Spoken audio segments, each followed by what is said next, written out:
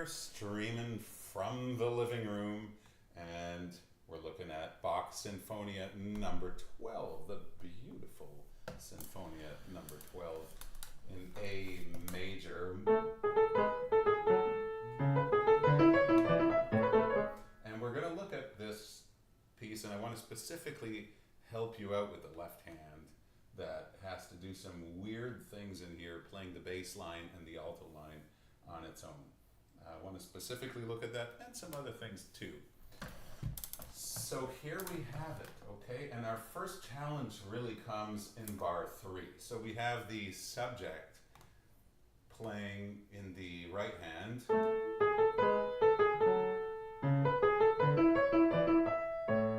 Which sounds like that. And this left hand, very simple. Then we have our third voice come in the middle voice, and that's the one that's tricky. And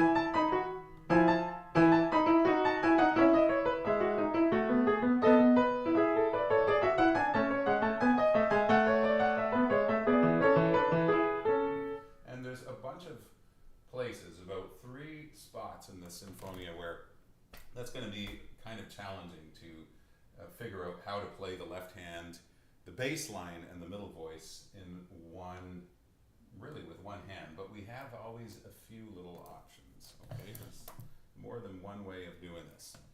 So let's pull up the score here.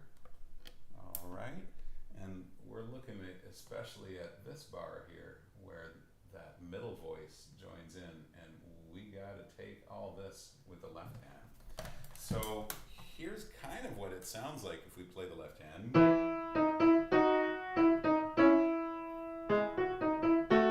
And then we have a few options. Then we could take some of those notes with the right hand. So that's the first thing to practice. You got to be able to play that.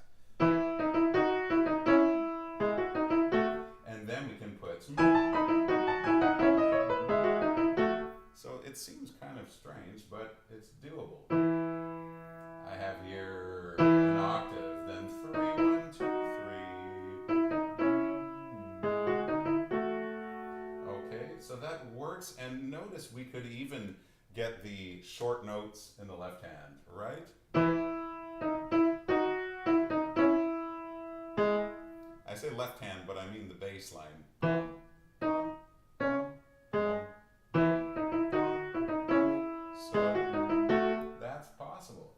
Okay, what do we do after? Do we go all the way with the left hand? That's possible. Okay, we could do the whole thing with the left hand. One thing's for sure, we got to take that note with the left hand. All right, that's too big of a stretch for the right hand to be of any use. Just going to put this guy back up here.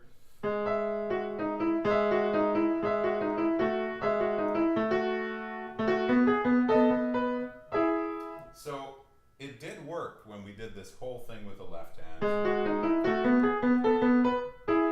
That's one way of doing it. Another way of doing this would be to play with the right hand. Let's write this in now. Here's another way of doing it. Take this note, all of those with the right hand. So we'd have thumb in the right hand playing the F sharp.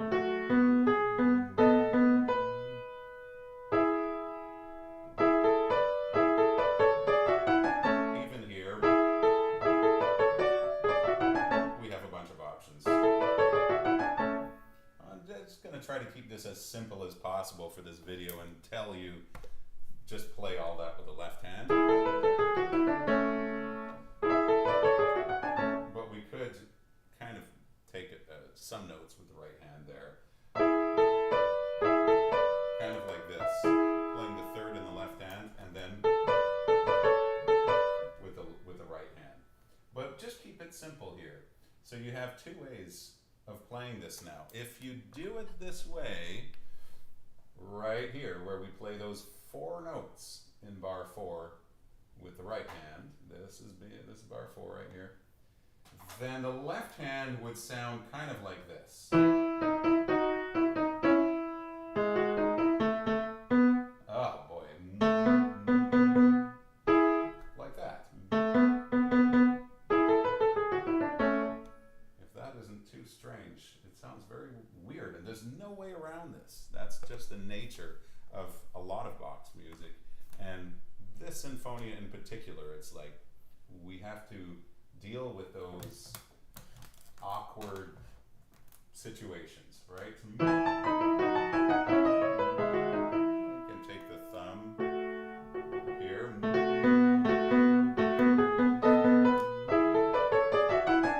So that's one way of doing that. Okay, we mentioned here, you've got to take that C sharp with the left hand.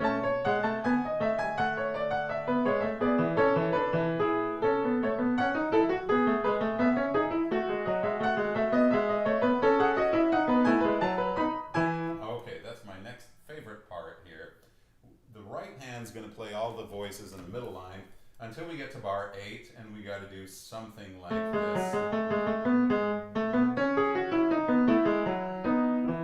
with the left hand. Oh, it's so fun.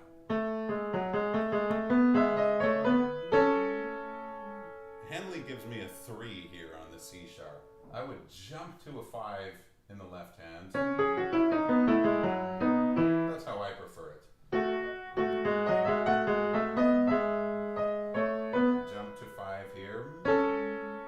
Take the A with the right hand. Okay, so on paper, here's what it looks like. Pum, pa, da, tum. All of this is the right hand until here we switch to left hand, all the way up to there. So you see this, you probably have a 3 here. I'll much prefer to just jump and put a 5 here, instead of stretch it with a 3. This is 1 2 1 2.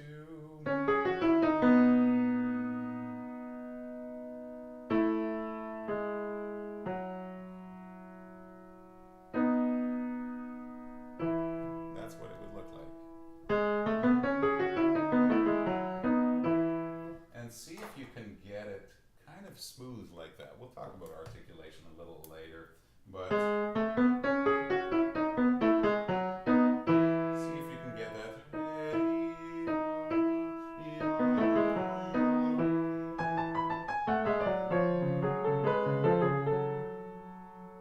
Okay, next section. All right, the next section here.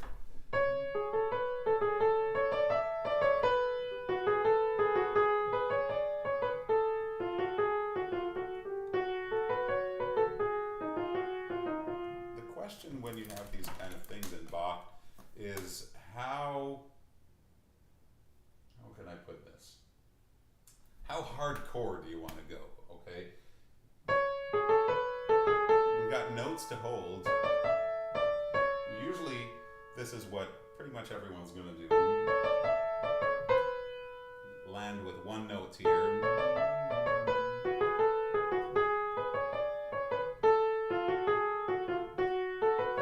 So if this piece is like a big challenge for you, just don't worry about this, okay? You're already going to be doing that for sure. But if not, you got 2 notes whenever you land on that half note, so that we could hopefully hear that suspension. I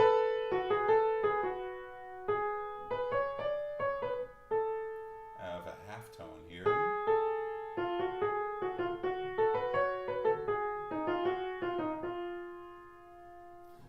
Okay, I hope that makes some kind of sense. If you would play this on an organ, or if you have an electric keyboard and you put your nice little flute organ sound, you'll hear exactly the effect that has, which we kind of lose with the decay of the note on the piano.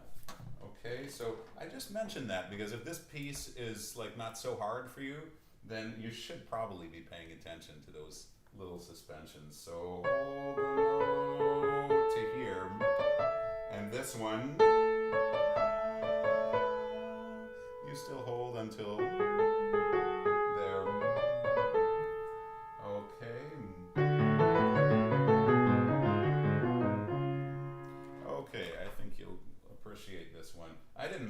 this copy here is from IMSLP, and as is the case with these internet copies for the Bach Inventions and Sinfonias, they suck. Okay, they're really bad. But it's better than nothing for today. I see there's a B sharp here. I don't know when that became a thing, but I don't have it in Henley. My Henley edition's super old, but I'll bet you it's less old than this scan here. So I'm pretty sure that should just remain a B natural. Oh my goodness, they put a B sharp as well. Okay, that is very different. I have, again, D natural. So if you're using one of these internet copies, you might want to correct that from what it is on this paper to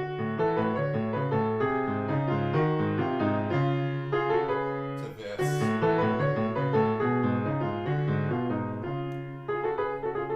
That makes a lot more sense to me. Okay, let's move a little forward with this piece.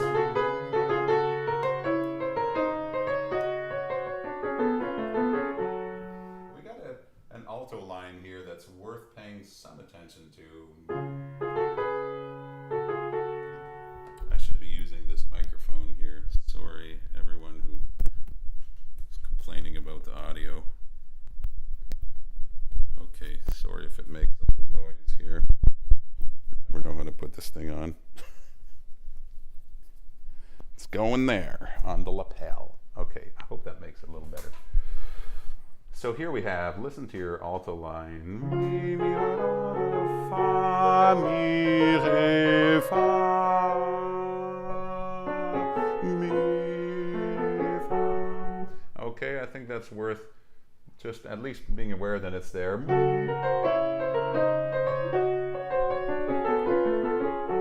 Now we have the subject and the bass line.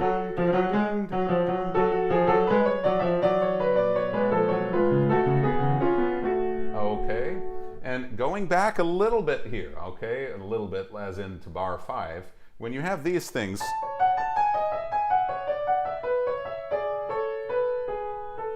okay, we want them to sound like that and not like this.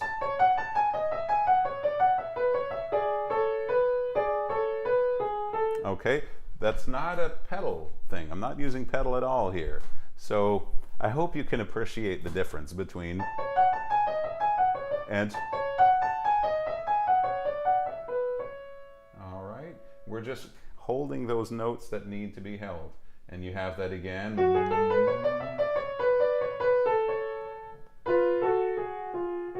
Here, and we'll have it again towards the end. All right, you see that's in bar 24. We don't want, but rather, okay. I'm guessing most of that makes sense here, all right? So,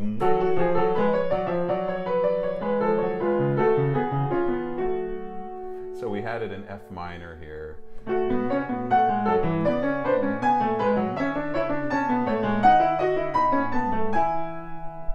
All right, and here, this is, I would highly recommend that you articulate as so. Okay.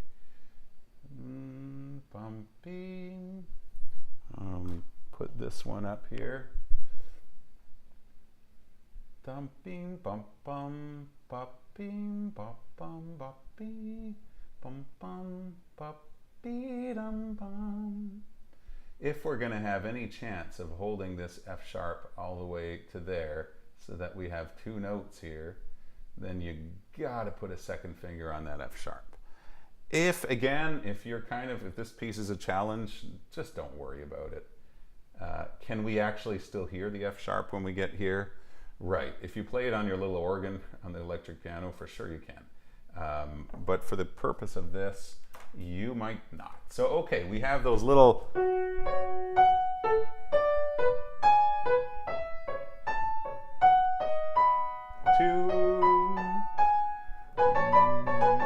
right, that sounds really nice with that articulation. instead of like that. And you're always holding. It's hard to talk and do that one. Hold.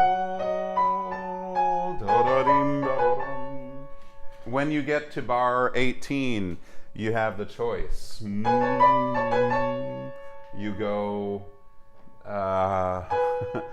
go kind of difficult and play the whole thing in your right hand. It's not that hard. Or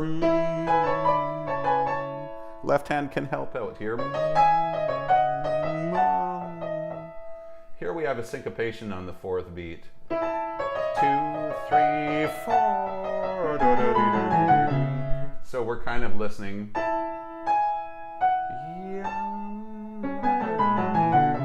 For that, when we pay attention to that syncopation.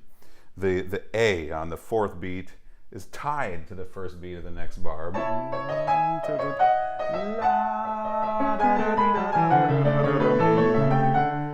Now we have this bass line that is so very interesting.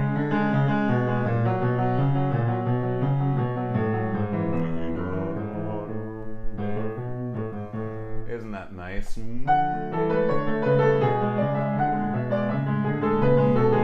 So this is the place where we've had this, something very similar to this in the beginning, around bar 9, 10, 11, 12.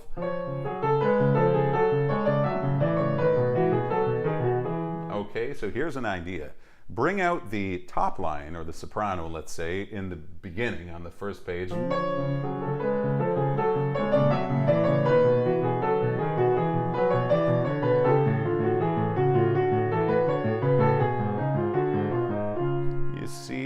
We're playing the middle voice, or which could be an alto voice, let's say, a little bit less. And more on the top.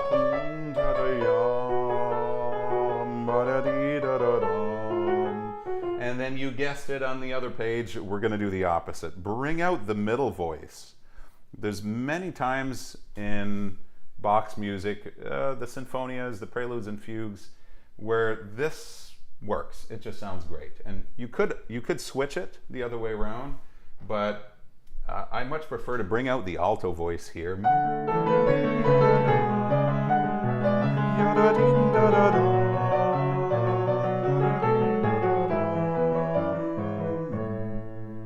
So it's kind of the opposite. We're bringing out less. We're making the top line a little softer.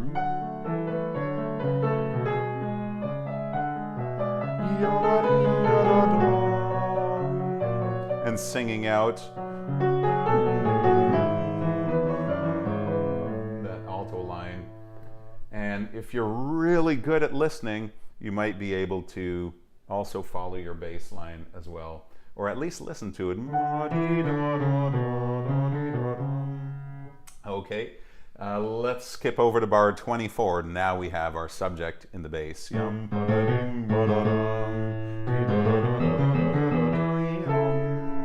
Finishing on that tonic chord in its first inversion. Something so wonderful about that, the incompletedness of that. And you could think of it this way. Let's say we put the root on that chord, which would be an A.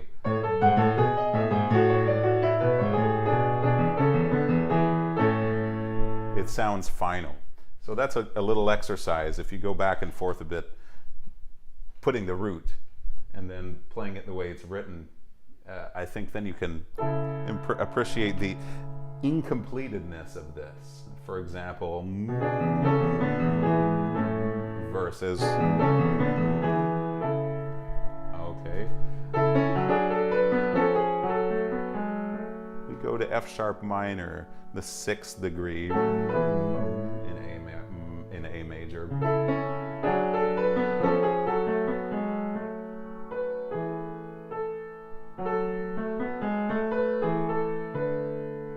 And that A in the tenor line.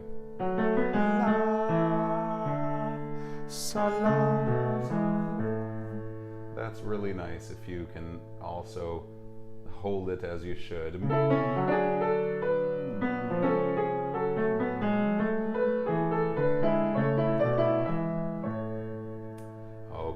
again.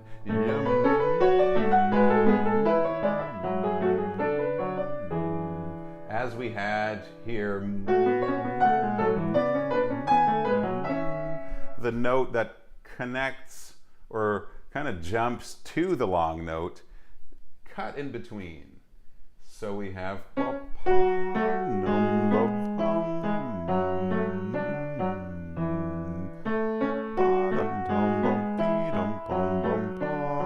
that's very nice, but we got to do it with one hand.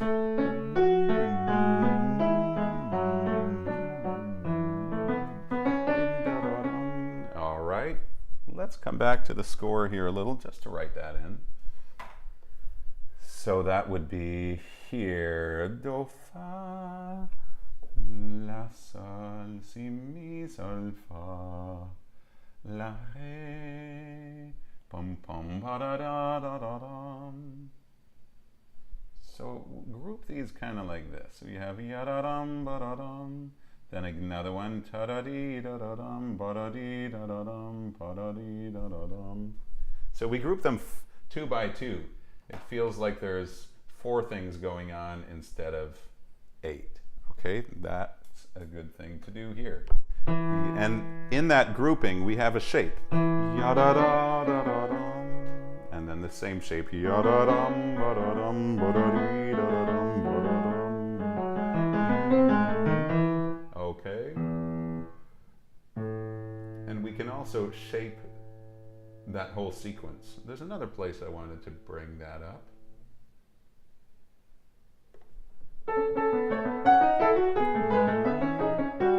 Was it there?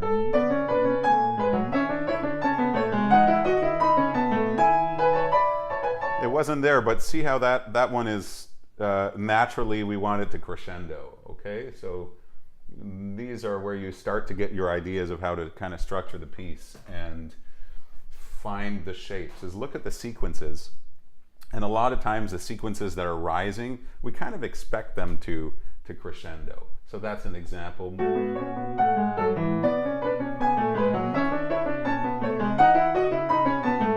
Or we kind of rise up to maybe a forte there. And so if we start less, we got to see if that makes sense with what comes right before.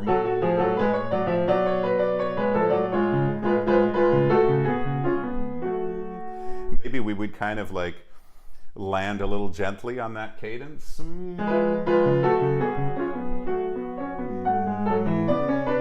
Then we have room to grow from there. Where was the other one?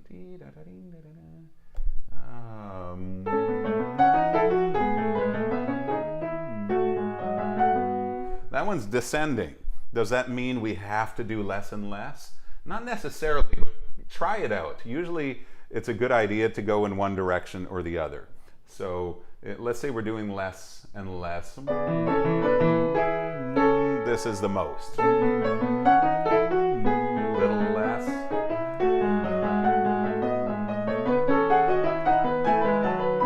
It doesn't seem so important that we go down in volume there, you see? What if we go, even though the sequence is descending in tone, what if we kind of make it grow? Let's just see if that makes sense.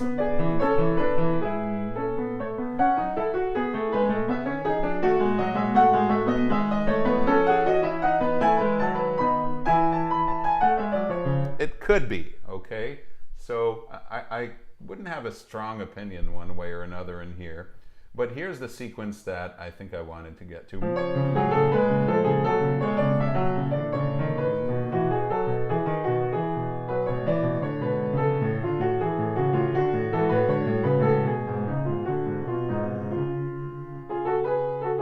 We definitely have a sequence there. That's another one that we could kind of put it to the fire a little, like, do we really go down in there? Maybe we go down and then kind of crescendo towards the chord that we get to in the end, which is the dominant of our of F sharp minor, the C sharp. That might work, okay?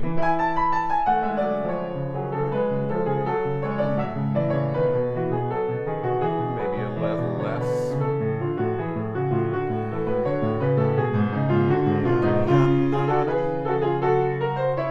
something like that, it's better than no shape. Shape is always better than no shape. So you have to play around with these ideas all the time and see what makes the most sense in how you're going to structure the piece. And obviously, unfortunately, there isn't just one right way to do it. Okay, so I'm just throwing a few ideas here. Where's the next sequence? We did that one. Less and less. Less and less. Then this could be like a little more gentle, that one.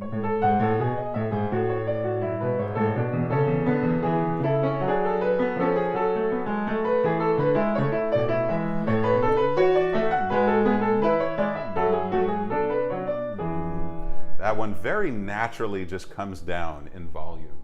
See? Little less, little less. And then we get to our dominant pedal here, which is kind of nice. If we land on it with a little bit less volume. 1, 2, 3, 4, 1, 2, 3, 4, 1. If you subdivide that way, then the ending always makes sense. So it's like subdivide and slow down at the same time. Because we don't want sounds a little cold. 2, 3, 4, 1, 2, 3, 4, 1. It's a bit more of a gentle landing on there.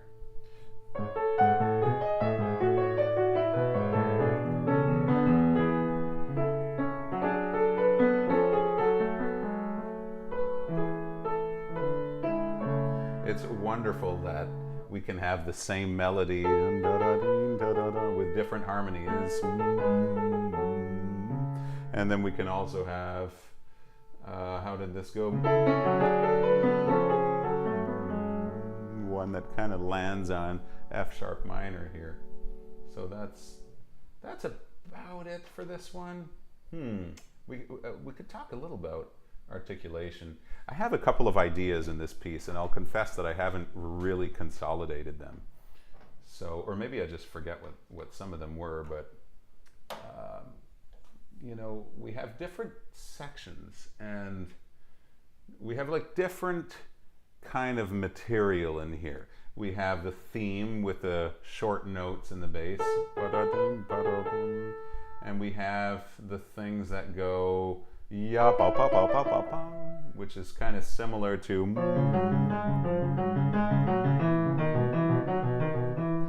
that kind of thing. And then we have the places where we have that with a scale in the other hand. Or we have the same type of thing there. So those three places we have that. Okay, and we just got to be consistent in however we decide to do this articulation. I like to kind of start with this idea that when this theme starts,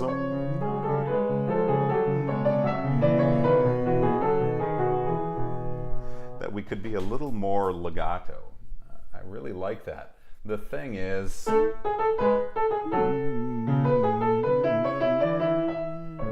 do we want to do that, or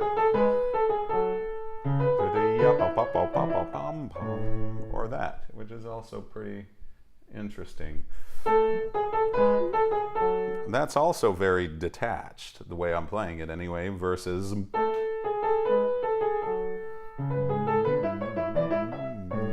so, you know, we could have that contrast in the beginning, either way. But I very much like to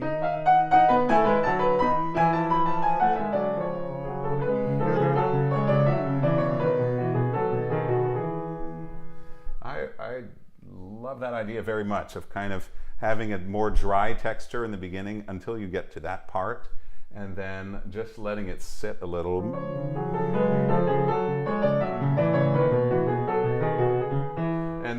go of it.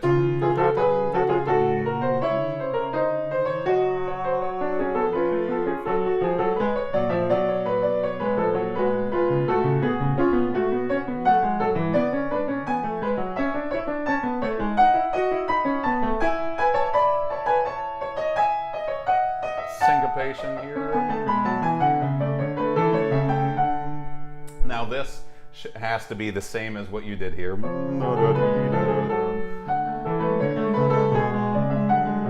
Same as in same texture, I mean.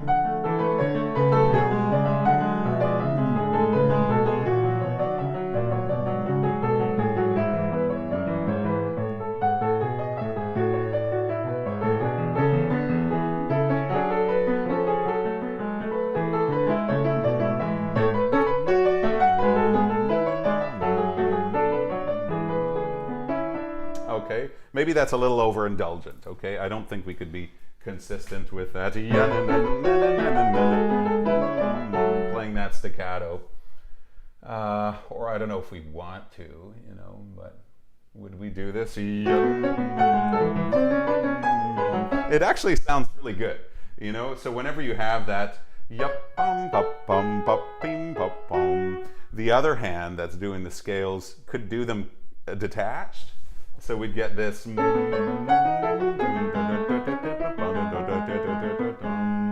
Then we'd have the same thing here.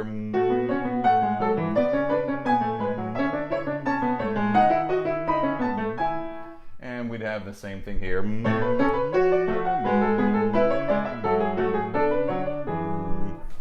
It's interesting, okay? It's one way of interpreting this. And keep in mind that when you want to do things detached, you have a plethora of, well, it might not feel like a plethora of options, but there's different lengths of shortness, you know? So they could be like not legato and barely detached, or kind of like just actually detached, or staccato,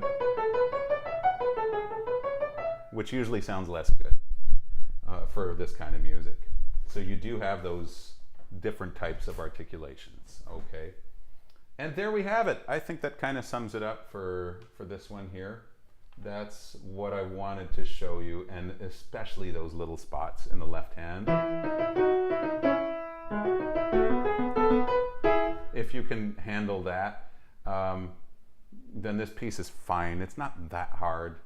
And, you know, compared to the other Sinfonias, it's like, you know, it's probably harder than number 8 and number 1, and maybe as hard as number 3. It has just different challenges. Maybe number 3 is even harder than this one. It depends. But I know that looking at it, it's really confusing in the beginning. You kind of give up at the 3rd bar if you want to play this piece. That's probably what happens a lot of times. So now you know. Even now you know what to practice if you're going to learn that piece. It's exactly that at bar 3 for the left hand, and here. Those are the 2 worst parts. The beginning of the piece is the hardest for this piece. The second half, we don't have as strange, awkward things to do with either of the 2 hands.